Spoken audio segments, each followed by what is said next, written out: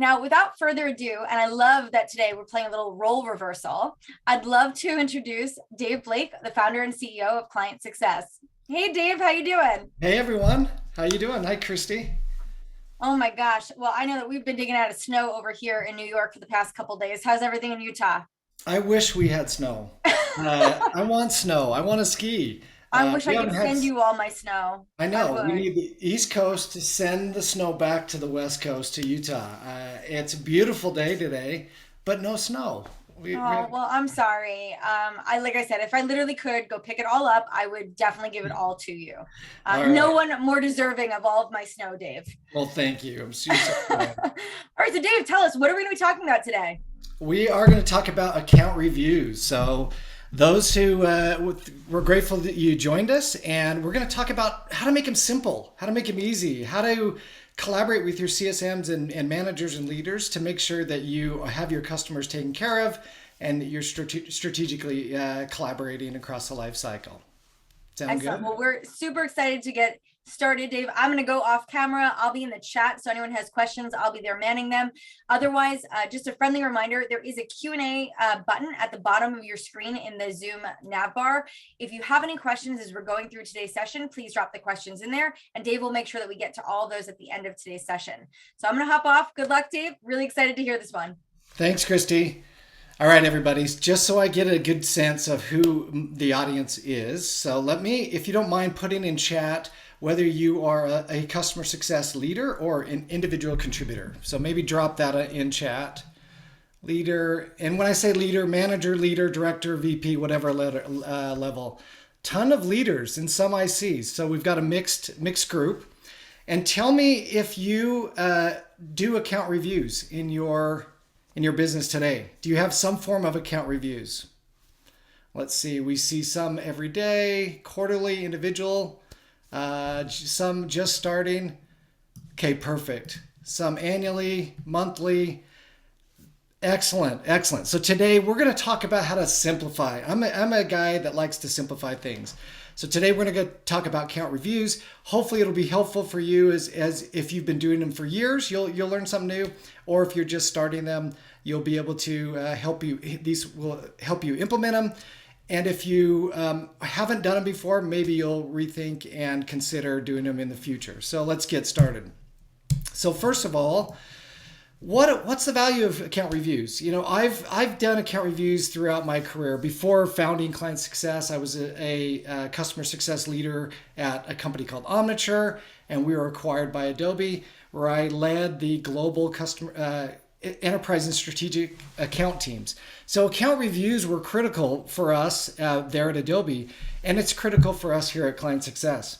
The value, there's several values. One is just to facilitate a structured, ongoing dialogue with your CSMs about their book of business.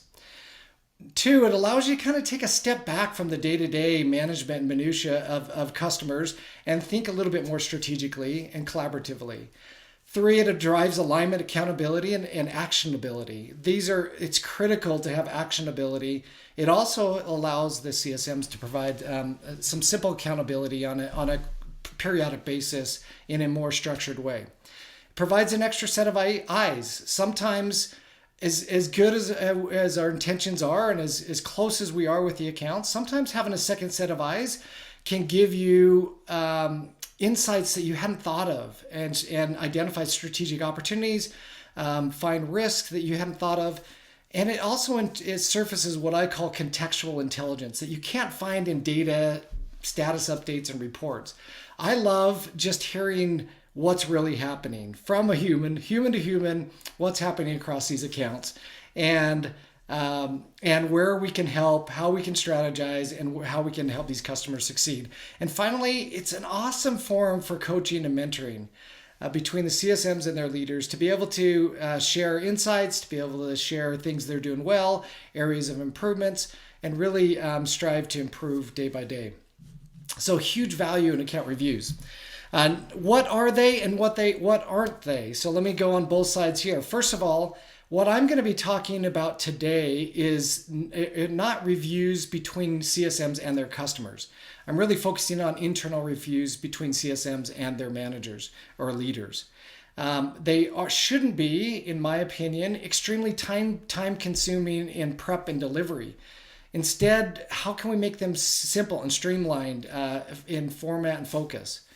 They shouldn't be a CSM reciting facts and statuses and updates. There's nothing worse for a CSM to just be reciting and going over account by account without a dialogue. Instead, make them collaborative, constructive conversations between you and the CSM and the manager. We don't want to make them more complex. Now, there are needs, maybe with your most strategic accounts, do deep dive, very more complex account reviews, and maybe even include the account team in that process. That's not what we're talking about today. Today, we're talking about keeping it simple. They shouldn't be reactive and historical in nature, but rather proactive and actionable, and shouldn't be just tactical. There's definitely a need to have a tactical discussion, but you should really focus on both tactical and strategic aspects of the reviews. And then the last one is that it shouldn't be focused purely on red accounts. Certainly there are forums for that, and you will have deep discussions on red accounts, but we encourage you to look at both at-risk or red accounts and successful customers. Focus on both and gain learnings and insights and collaboration around both. Now, how often should you conduct reviews? I saw many of you did different time periods. A few months ago, I posted a LinkedIn survey. We had 461 votes, and some of you may have shared your feedback. But it looks like that 7% of those 461 do them annually, 54% quarterly, 34% monthly, and 5 don't do them at all. This is what I would expect. Typically, individuals or teams do them monthly or quarterly, and that's what I would recommend as well. So, what's the frequency and format? A couple quick things that I would just say as you think about the format here. One is, as I mentioned, I recommend that they're monthly or quarterly. It depends on your book of business, the number of accounts that you have, how frequently you meet. But I recommend that they be 45 to 60 minutes max. These shouldn't be 2 or 3 hour sessions where you're going through every single account and every single scenario. They should be quick, streamlined, focused, and really engaging and collaborative discussions. Number 2, limit the amount of preparation required for CSMs. I don't know about you, but in past lives, when I participated in these as a frontline CSM or a manager, I was required at times to spend hours and hours and weeks to prepare for account reviews, only to be able to have 1 hour discussion and no real follow-up. My feeling is I would rather keep it simple for the CSM, let them focus on where they should be on engaging with customers, and really make it simple and streamlined for them to prepare the content. So don't make it overly burdensome on your CSMs. To the format or as for tools to use, you could use your customer success platform. We use ours as the basis of our discussion. Or a simple spreadsheet. Export the data, keep it up to date, and use it to slice and dice the data in different segments to look at. Make them casual, conversational, and constructive. Don't worry about making them too formal. Make them so that you have a comfortable, casual, and constructive conversations. Depending on what you want to do, you may want to. Looks like a lag in the presentation. Let me. Yeah, sorry, Dave. If you maybe just click on that slide that you're on right now. Yep, there you go. Go back. Okay. Did that work? Thank you. Yep, okay. You're good. Sounds so. Sorry about that, everybody. I didn't want to interrupt. Thank you, Christy. The next thing is that you can, if you have a small book of business, you might review every customer. If you have 10 customers, you have 20 customers, you might go through every customer. But most of the time, if you have a larger book of business, you could focus on target customer segments, and I'll share some of those at the end of this presentation. And so the next one was to identify ways you and your leadership team and others across the company can help and empower the CSM. This is about the CSM. This is about their book of business. And so as a leader, Your goal should be, how can I help and empower the CSM? And then very, very important, at the very end, make sure that you have a top 3 to 5 actions list for both the CSM and for you as a leader. If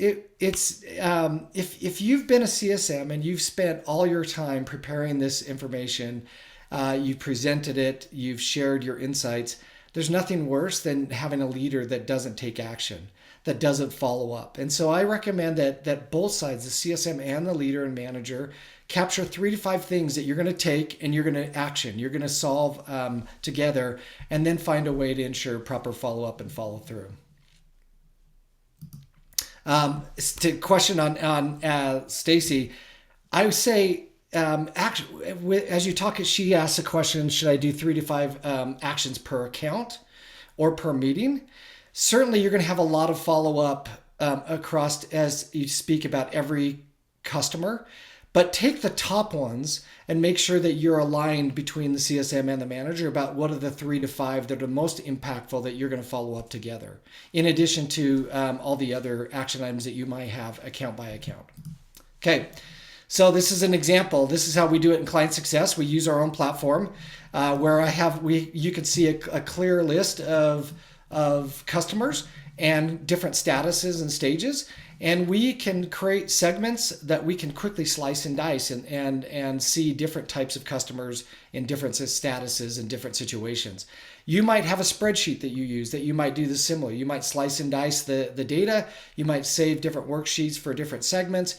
But whatever you use, find something simple that gives you that high-level overview and allows you to dive down into specific situations as you see fit. Okay.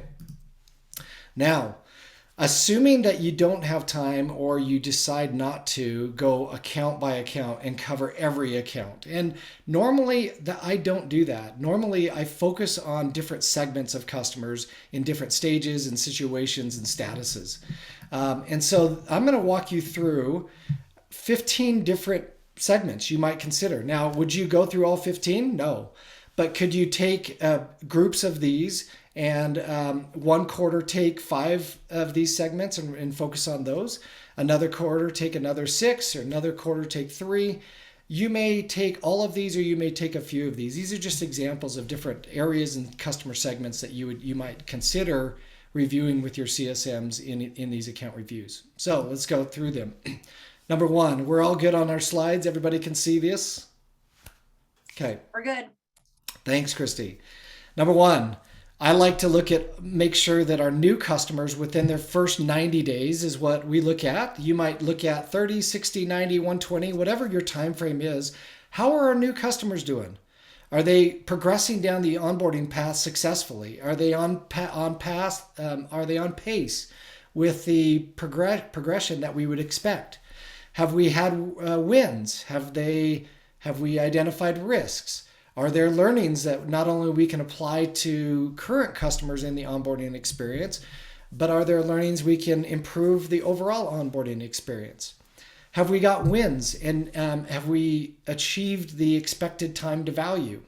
And have we achieved any of the defined goals and objectives that we outlined at the beginning of the relationship? These are all questions that you might ask as you bring up all customers who are within their first 90 days and you scan through them to understand.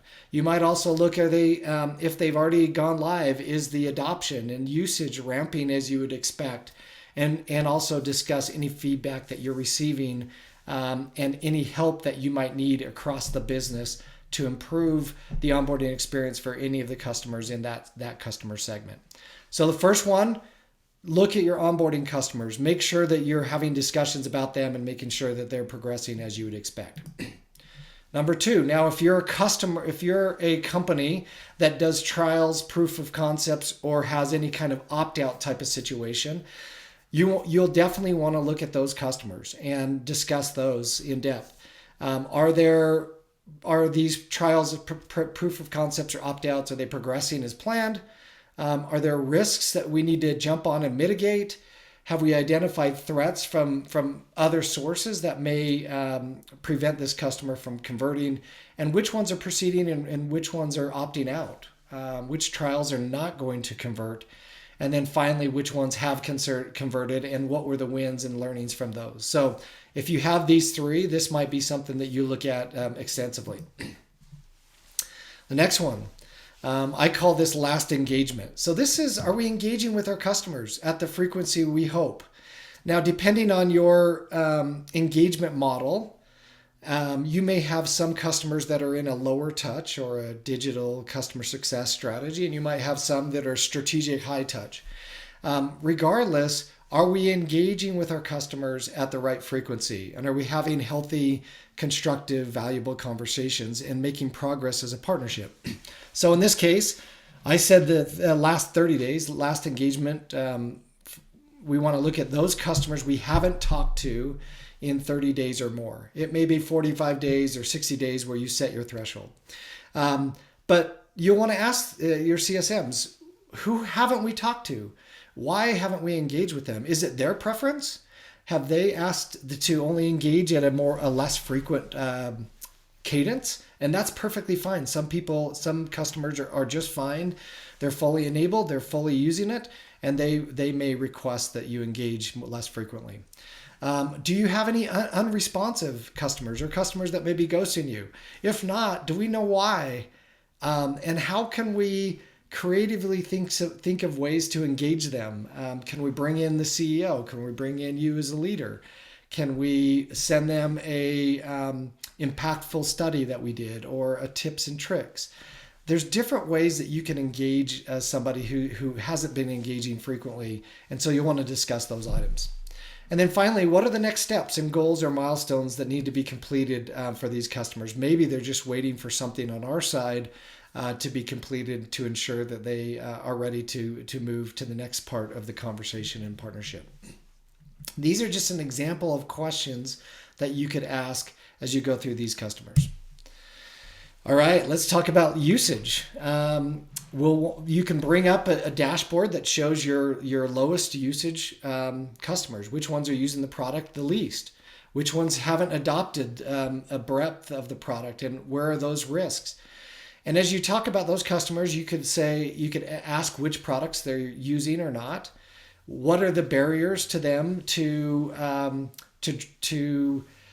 what are the barriers for them for driving adoption? And how can we as a company, not just the CSM, but how can the company help remove those barriers? Are there some cyclical usage patterns at play? Sometimes I've seen, for example, our customers in the ed tech business, they have a lot of usage during the end of the summer and the beginning of the school year. Less usage right at the end or after the school year ends. And so you want to try to understand and talk through what cyclical patterns might be at play here. Are they properly trained and enabled? Could you provide a refresher training, which I'm a big fan of? I believe that training should go on over and over again. And how can you engage to provide training? What features would be most valuable? If you recognize a feature that they aren't using, but you feel like that they could really benefit from, you might want to engage that. And then, of course, how can the product team engage in order to help you drive usage and adoption for these low usage customers, but also throughout the book of business? Okay, I talked about the fact that we're not always just looking at the negatives or the risks, we're also looking at the positives. And so I would also focus on the other side of the spectrum. Who are the highest usage customers that you have out there? Who's adopting your product fully? And what are they doing? What makes them, what are the features they're using? What are the use cases that we're solving for them? What are the learnings that we can apply to other customers? Will these customers be references? How do we expand their usage to other products or other feature sets to get cross-sell or upsell? All of these are really important to not only identify your least your least using customers, but also the ones who are using it the most, and being able to understand their profile and characteristics and double down on those customers. Okay, the next one, goals and desired outcomes. We're big fans of this here at ClientSuccess. You've heard us talk about this a few times because we've released some features around goals and tracking customer goals. But this is really important Nobody buys software just to use it for no reason. They always have a reason, and a business objective, a goal, a success criteria, or desired outcomes that they want to achieve when they use your product. So I recommend that you take a step back and look and specifically and generally discuss across your book of business which customers have achieved goals. Have they, and success criteria, desired outcomes, whatever you want to call it. What are the top 3 to 5 wins? And maybe share those in those use cases with your manager and celebrate those. Have you documented goals and objectives for all of your customers? Are there customers that are stalled or behind pace in the timeline that you're trying to achieve? And then how can we rally the resources at our disposal in our company to help customers reach their goals? So as you go through, pick a handful of customers that have goals set, or pick other customers that have no goals and discuss how you can engage them, capture their goals, and start working to complete those over time. Super powerful. Okay, account reviews. You can't have account reviews without talking about red accounts for the most part. This is something that we do, and we do often. And I would highly recommend that you take a look at these red accounts and you not only identify who are the red accounts right now, but who recently became red, and on the other end of the spectrum, who have gone out of red status and gone to a satisfied status, and let's celebrate and recognize those. Make sure that as you go through these red accounts, you identify the specific issues that are causing them to be red, and be very specific. Don't just say they're unhappy with our solution or they're not using the product. It's really important to dive in and do the 5 why scenario and understand what are the core reasons why they are red, and then create joint next steps and a plan to get them from red to green. Which ones have gone from yellow, improved to yellow or green? Which ones have stayed in a red status for a long period of time? That is a severe risk for churn. And then who in the business do we need to engage, whether it be executives, product team, sales, our sales counterparts, our support counterparts? How can we, what I call success storm, around these accounts and rally around them to have a clear plan to get them back to a green status? Okay, you might look at another segment you might look at are customers that have a lower or lagging health score. So those that you have implemented health scores, whether in a platform like ClientSuccess or in spreadsheets, you might look at your customers in your book of business that are below 40 or 30 or whatever the threshold you feel is the most appropriate. Identify those groups of customers and talk about each of those. So which ones have dropped below 40? And obviously in some of these segments, there's overlap. So it's very likely that a customer who has a health score below 40 is also a red customer. So definitely there'll be overlap. Sometimes they're not. And that's the whole purpose of account reviews. You may find a situation where the health score is 20, but they haven't yet been marked red. And those are the types of the value of having this conversation, have 2 eyes and a collaborative discussion around these customers. So who's dropped below 40? Why have they dropped? What are the factors? How can we quickly engage to reverse the trend? And who do we need to engage to help reverse the trend? And then finally, does the customer understand why their health might be dropping? This is kind of an interesting trend that I've seen, that more and more companies are being transparent with their customer to help them understand what their health score looks like. What are the factors that go into our health score for you as my customer? And here's where you're strong and here's where you're weak, and this is what your score is today. It's kind of an interesting new trend that I would encourage you to try it out with your customers. On the positive side, which customers have a positive health score? Which ones have gone up, whatever your threshold is? I will say maybe 80 or 75 or whatever. Who are they? What are the factors that are contributing to a strong health score?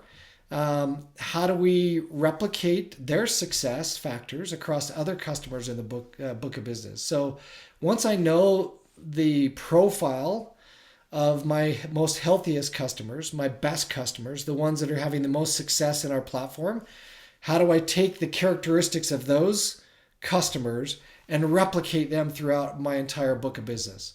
And you can brainstorm and elaborate on that. And then which ones might be good advocates who would be willing to give us a great review or do a reference call or some other advocacy type activity that may be appropriate.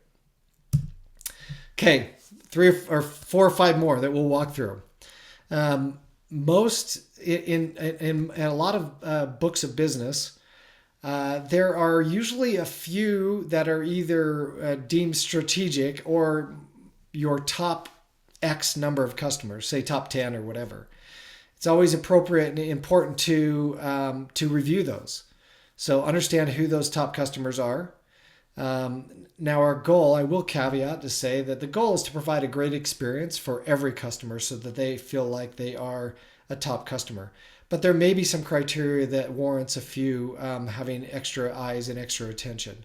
So it's important to talk about those, understand the risks, celebrate the successes and the use cases. Identify when was the last time you've had executive outreach from an executive, a leader, an executive sponsor within your company. Which ones are red? Are there opportunities to expand? Are there important feature requests and use cases that need to be communicated back to the business? And walk through those top 10 customers. Again, we're talking a lot about different segments of customers. You may not have time to go through every one of these segments in your account reviews, but you can pick and choose handfuls of these segments to make sure that you review to have a healthy and collaborative discussion. Next one, feedback. Whether it's I mentioned NPS feedback here, but it could be survey feedback or any feedback of any kind coming from any source. The key thing is recognize that feedback is a gift. Talk about the feedback, articulate what they're looking for, talk about the good and the bad and the ugly, everything. Understand who your recent detractors are, your promoters, to discuss specific feedback from different customers and brainstorm on ideas that you can solve and improve their feedback. Find out who's the best person to follow up and close the loop. Understand which executive sponsors and key contacts at your customer accounts that have provided feedback and look at their responses. An executive sponsor who's making a renewal decision may have a bigger weight than somebody on the front lines who's using your product infrequently. So make sure you understand the feedback across the different stakeholders within your customers and put context and weight behind those. Which customers' feedback is going up and moving up in the positive trend or in a negative trend, and what action items need to be taken to make sure that we take the feedback seriously and make the improvements, and then follow up and tell the customers what you've done and that you've heard, and make sure that they understand that you're listening. So super important. Okay. A few more expansion opportunities. So this is a good time to pull up your book of business and identify opportunities for growth and expansion across the book of business. Which ones have expressed interest? Which ones have you identified opportunities to go and have a discussion to drive expansion within the accounts? How can you collaborate with? Dave, just click your screen again. Okay, did that work? Yep, we're all set. Thank you. Hey, sorry about that, everybody. But expansion opportunities. What are the next steps? How are you collaborating with sales to close the opportunity if that's appropriate, or your expansion team? Who do you need to engage with that within the organization? Are there risks? Have you lost deals? Are they progressing at the right path? What is your forecast for the quarter around expansion? This is a great opportunity to not only talk about the expansion opportunity, but brainstorm and collaborate and game plan the way to bring all that expansion revenue in. Okay, renewals. Everybody seeing the next slide? Renewals. you can't, this is such an important part of the discussion. Now, hopefully you're having conversations throughout the every week, day in and day out, about upcoming renewals. But pick your time period. It could be 120 days. It could be 90 days. But make sure that you go through all the renewals the best that you can. Specifically those that may have growth opportunities attached with them or risk associated with them. So if they have risk, do you have an action plan to resolve them before the renewal comes? 120 days is a short period of time. Hopefully you've identified those risks long before, but if not, that's the value of these account reviews, is to talk about the health and status of the account and really know for sure at this point whether an account is going to renew. We've always said for years, we've recommended the magic question, which is, if your renewal was today, would you renew? So if you haven't had that conversation with before 120 days, make sure you have that conversation and bring the answers back to your manager and discuss what their answer is. Some may say, yes, I would renew today. Others may say no. And in that case, you will game plan. You'll want to game plan around that renewal. Some say, I don't know. And in that case, you would ask the follow-up question, what would we need to do in order to secure your renewal today? Which ones have you forecasted to come in? Which ones are committed to churn or have communicated intent to churn? Can you do early renewals?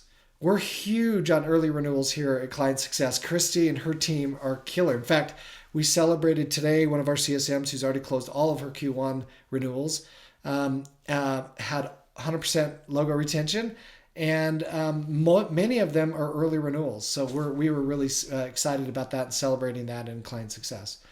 And then finally, who do we need to engage across the company to help secure any renewals that may be on the fence or considering going a different direction? Super important, and make sure that your forecast is up to date so the rest of the organization has clear line of sight about the renewal forecast. And then the second to last one is churned customers. Now, none of us want... Click your slide.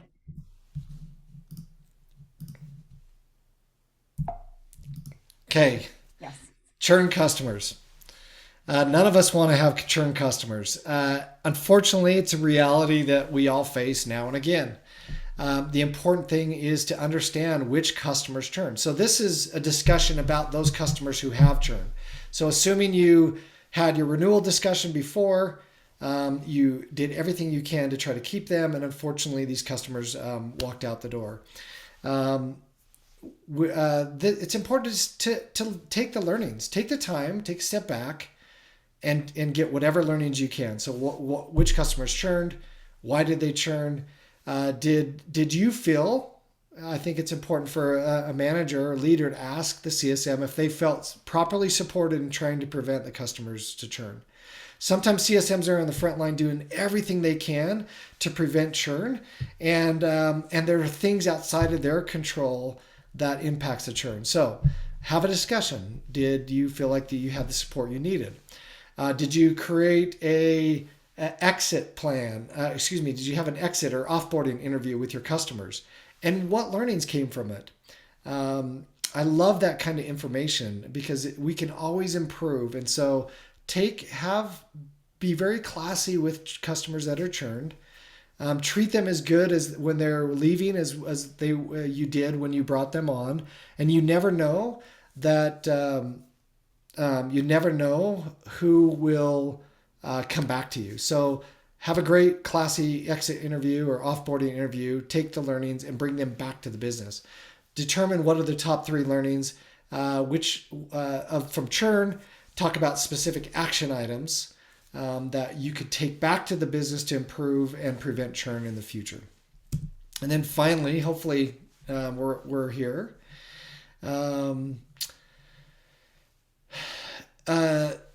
Renewed customers. This is where we're going to celebrate. So this is where we need to do more of this. Renewing a customer is hard. It takes a lot of time and effort, and we should celebrate it. So discuss those. Talk about which customers are renewed. Talk about specific wins of what what made their decision to renew and why. Highlight expansion, talk about success factors that were achieved, or wins that came across these customers, and then make sure that for these customers, as they move into the next phase of the partnership, that you've discussed the new goals and objectives for this customer that you're working collaboratively with them to achieve over the next year. But celebrate this. Not only celebrate this one-on-one, but take these stories, take these awesome wins of renewed customers, and take them back into your business and celebrate them to the rest of the business. Anybody who knows me knows that's a big thing for me, is to celebrate success and celebrate renewals. Okay, those are 15 different customer segments. Now, I'm sure there are plenty more. If you think of a good segment that I missed, put it in chat, because there are certainly many more segments that you could look at. But those are 15 that you might want to just pick and choose from. And then refine it and improve it over time, so that you can determine your own strategy, your own format, your own cadence of account reviews. But most importantly, have these reviews with your CSM often. You'll find they're incredibly powerful to collaborate together to make sure that you've identified the risks, you've found opportunities, that you have joint accountability for these customers, and that you're celebrating the great wins and successes that the CSMs are driving throughout the accounts.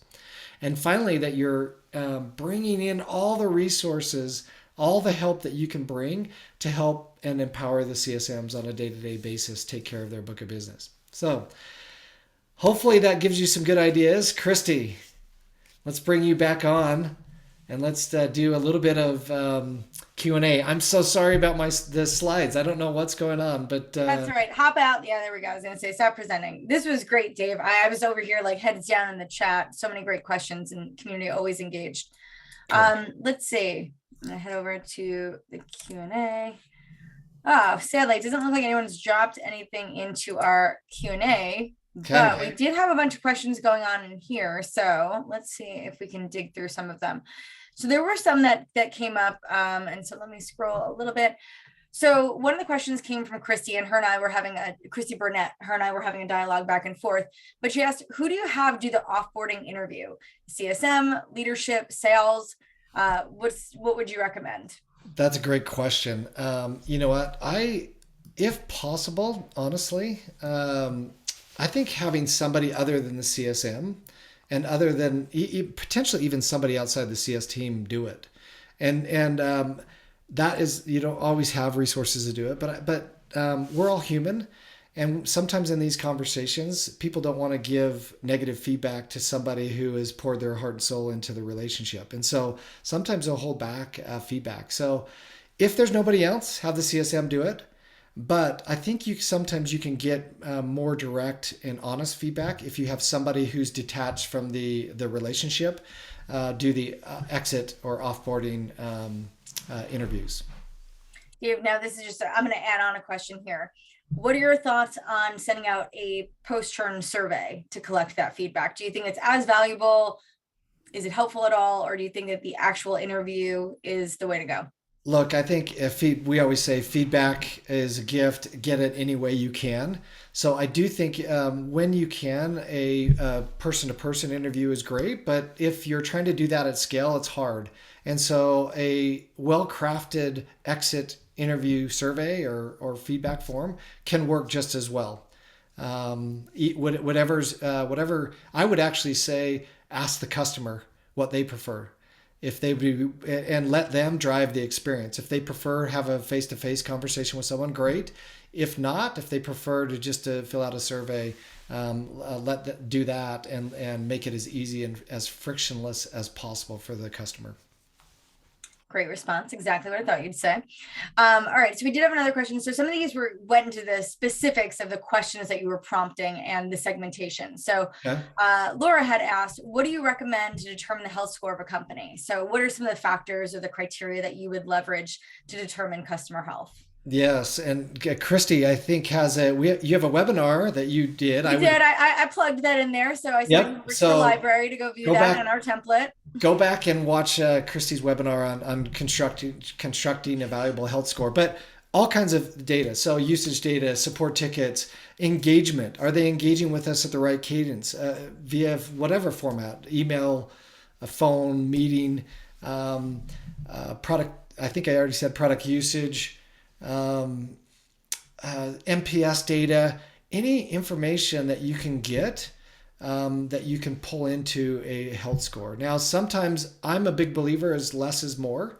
And so my suggestion is to experiment with a health score and identify those that are the most impactful to customer sentiment and long-term retention and growth, and then simplify into the fewest data sets possible that you can to create a helpful health score. I love that. All right, let's see. We've got Travis Peterson had also asked earlier, what's the best method for communicating with customers? Is it telephone, email? And if by phone, is there a recommended time that we should or shouldn't be talking to customers? So what are your thoughts on that? Preferred method of communication, how to manage it? I would say for me, from our side, if you take an inside out view, it's I like to engage in person the most. I mean, and we're not in person as far as meeting. I mean, I would rather be on Zoom and see them face to face rather than phone or rather than email. But I would also have that conversation, that dialogue with your customers. Do you prefer phone? Do you prefer Zoom? Do you prefer email? Ask them and do your best to align with them. But I'm a people person, so I like to engage in a real conversation, not an email conversation. Yeah, I shared that we do as part of our partnership kickoff deck. We have a slide that just asks just that, right? What's your preferred method of communication? And we dig into that because it's Yep, going to be a little different for everybody. exactly. All right, let's see what else we got here. There were a lot of questions on segmentation and leverage ratios, Dave. So I think at some point Okay. we'll have to do some boot camps on that. But let's see. Okay. We do get the everyone's always looking for this magic number, Dave. So I'd like to hear your thoughts on how we might map to this. But what's the average number of customers a CSM can handle? You know what? There's no average. Here's kind of what I heard a while back that I think is important. I heard that it's and I don't know what science this would be, organizational behavior, whatever it may be, that somebody can't engage in more than 50 relationships at any given time, and at the depth that's important to nurture that relationship. Does that make sense? So I think the optimal is 50 or below, but a lot of businesses, you can't scale a lot of times having that across the board. So I've had teams where I've had CSMs who have had 5 customers or even 1 customer, and I've also seen where they manage 1,000 customers. I just know that about 50, the relationship starts to degrade because you just don't have time to nurture that many relationships. So that's for me the threshold where it starts going from very deep personal relationship to start to be more a scalable relationship. All right, let's see. We've got another question. So Linda had asked, should sales reps be involved in this account review process? They can. So I anticipated that question. Sales reps could be involved. This wasn't the original tent. I think there's another forum for that.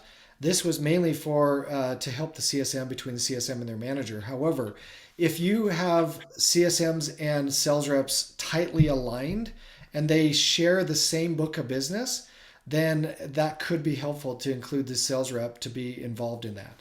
There's a lot of times where you have one book of business that's shared across many different sales reps, and I think that becomes a little bit difficult to bring in every sales rep for that segment of customer base. So certainly find the forums to have that collaborative discussion with the sales reps, but maybe this isn't the forum for that. Maybe you would use a separate forum for that. All right, let's see. We've got 2 questions that were just dropped in the Q&A, so we'll get to those too. All right, so This is from Megan. Megan had a question. She was recently given accounts that had been established for a long time. She's having trouble trying to make them realize that she is now their main point of contact for questions rather than going to their former CSM. Do you have an outside of the box idea on how to deeply connect with already established accounts as their new CSM?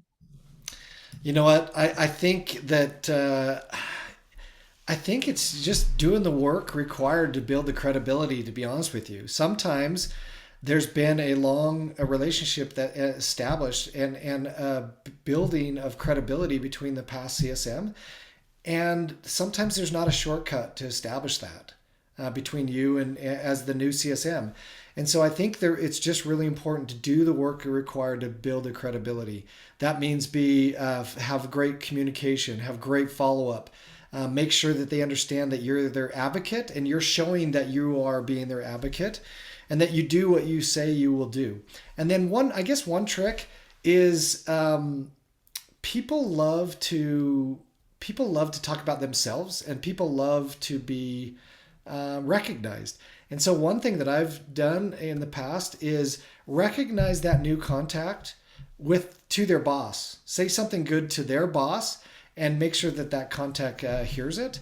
And that may break some barriers down and establish a great trusted relationship there. Oh, I love that. All right, so Megan did have one more question, and we'll see if we can get to a few more after this. She asked, what's your email communication style with your clients or customers? Do you keep it the same across the board or change it from account to account if they've got different personalities? I think you adapt. I think you understand who your audience is, if you've established the relationship with the individuals, you start to understand their personalities and their preferred communication style, and whether it's casual or formal, and I think you adapt to their preferred style, while still doing your very best to be yourself. So be your authentic self, but you wouldn't want to talk very, very casual. What's the right way to say it? Casual or loose, or to somebody like an executive sponsor who has much more of a formal style. You could still be yourself and be your authentic self, but adapt to align to their style. All right, let's see. I'm going through this. I think we might have gone through all the questions there. Megan had a lot of them and she was great. Okay. I love it. Thanks, Megan. Thanks, Megan. I think that we've gone through all of them, guys, unless if there's anyone who has any additional questions, you can drop them into the Q&A, into the chat right now, and we can get to them. Otherwise, I think we may have been at the end, Dave. Okay. Perfect. Thanks everybody for joining today. It was a lot of fun to share these. Give it a try. Take whatever you learned from today. Hopefully you learned a tip or two. Give it a try, and we'd love to hear your feedback. If you implement a new account review, or implement something new in account review, or do it for the first time and you had success, or you had learnings, or you have constructive feedback in anything we shared today, send Christy and I a note. Tell us what you found out and what you learned, and how and any ideas or recommendations you have. We always love to learn from you, and we're always grateful to be with you every week. It's a lot of fun. Dave, we did get one more question. And okay. Since we have a few minutes, we're gonna take it. So Good. Jeff had asked, what's your favorite method for engaging customers who have gone dark? And I know that you started to address this, but what's your favorite? That's a hard question. You know what? I think I learned once, I think from the CEO of SalesLoft, Kyle, that to try to catch people out of their element or out of their groove, if that makes sense. Sometimes you have to, sometimes the same old, hey, I haven't heard from you email just goes in one ear or out the other, or in the inbox and into the delete box. So try to find some way to drive value, and think of a way to catch them in a, kind of catch them by surprise, I guess. Jolt them out of their day-to-day motion and try to do something. And one of the ways to do that is find a way to drive value. Did you know? Or send them data or insights that they haven't seen before. Those are the best ways that I recommend. Or just pick up the phone sometime. Or send them, sorry, last one. Send them a gift. Send them some swag. Send them some cookies. Send them whatever. All those types of things can help to have them engage and re-engage as necessary. All right, we got one more, Dave. So Okay. they're a little slow to come in, but they did. Okay. So last question, it looks like, is do you hold these reviews as a group with the entire team, or is it one-on-one with each individual CSM? Primarily one-on-one is what I've seen. However, what you might want to do is take a few minutes at the beginning of a team meeting, either every week or periodically, and go around the room and have the CSMs highlight one of the customers in one of these segments. And that's a powerful way to learn from each other and learn from the different customer accounts. So I think they're primarily one-on-one, but also take the opportunity to maybe role play or share as a team during a small portion of your team meetings.